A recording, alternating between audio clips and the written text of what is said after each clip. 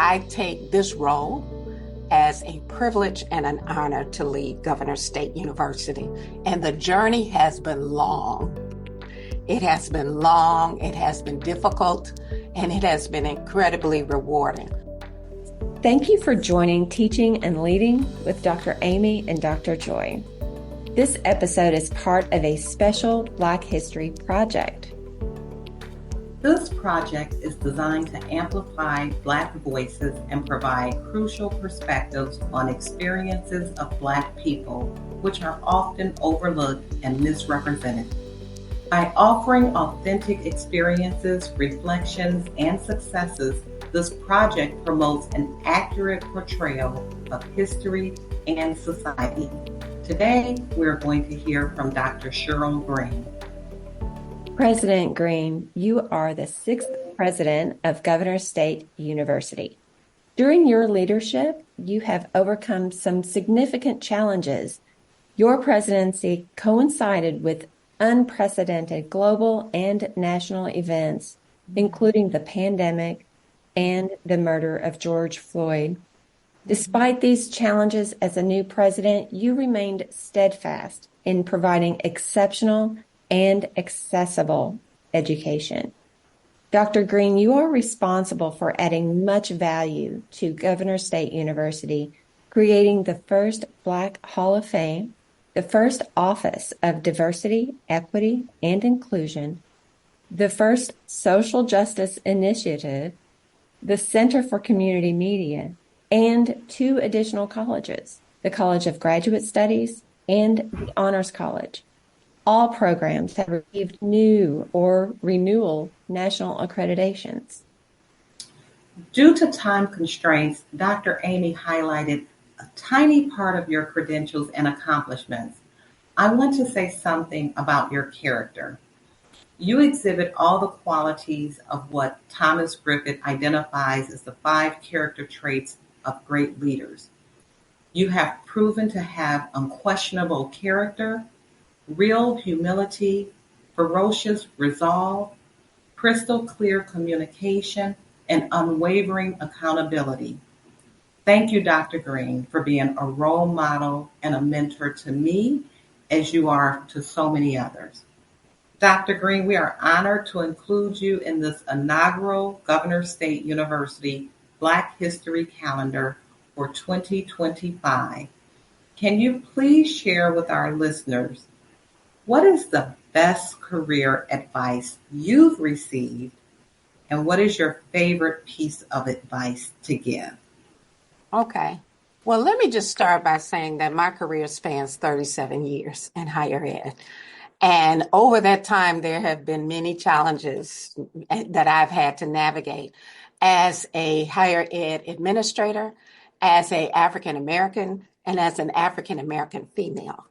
Currently, there are less than 5% of presidents who are African American females at colleges and universities in America. The overwhelming majority of them are at HBCUs.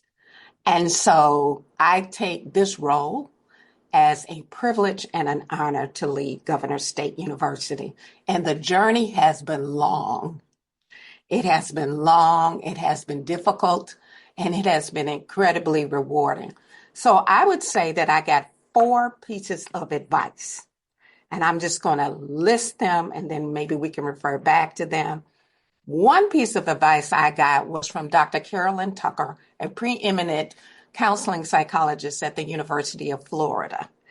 And she said to me in my class of predoctoral interns at the University of Florida, when you finish your program, do not leave academia. I was devastated. I was so tired of school because I went straight through and I was ready to change, my environment and the organization I work for and so on and so forth.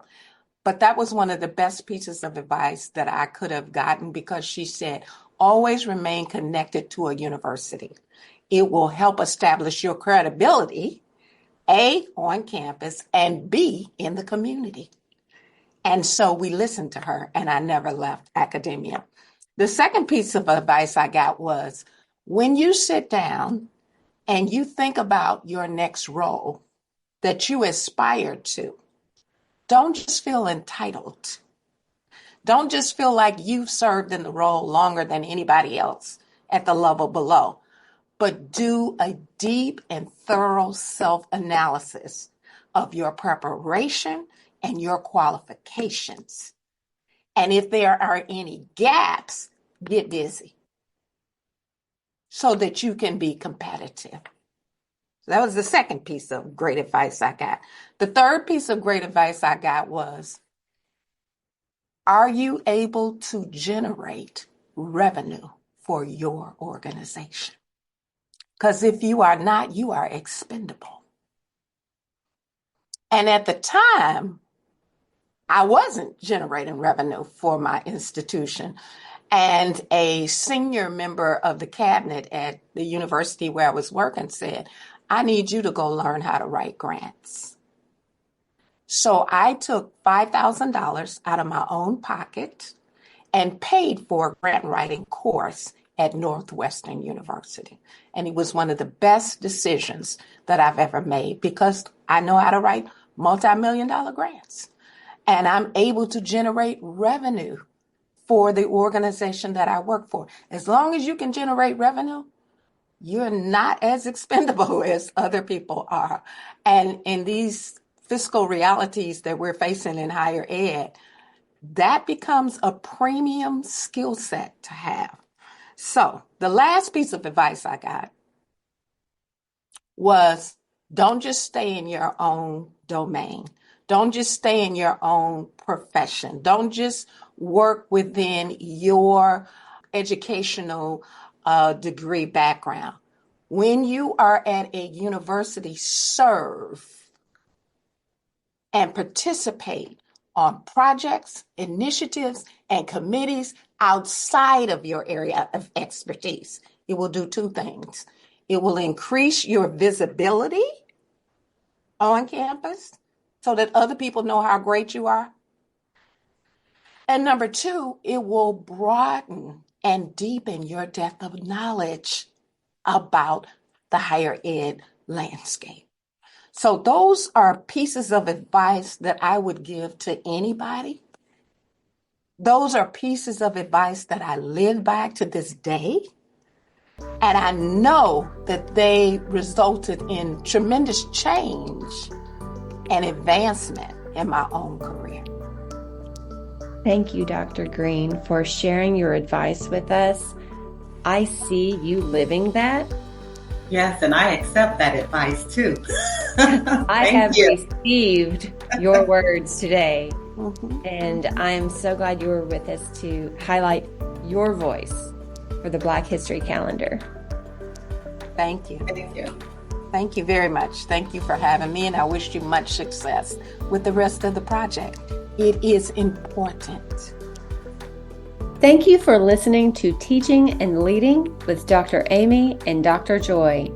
Visit our website at govst.edu/teaching and leading podcast to see the show notes from this episode. We appreciate Governor State University's work behind the scenes to make publishing possible. Stay tuned for more episodes with Dr. Amy and Dr. Joy.